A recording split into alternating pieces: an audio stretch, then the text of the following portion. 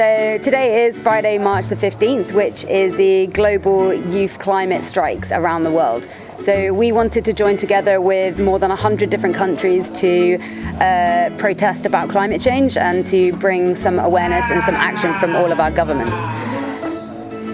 Instead of protesting and campaigning, which isn't really the way that you do things in Indonesia, we decided to take action and to use our voices and to use our power to actually make a difference. So we've spent the morning with the international and the local schools on Gili Trawangan, cleaning the beach, collecting all of the unrecyclable plastics and making them into eco bricks. And now we are here at Suparman Pizza, and we have our aim by next week to plant 5,000 new trees, new Trembesi trees. So today I think we've got over 2,000 extra ones, so I think we're already on target.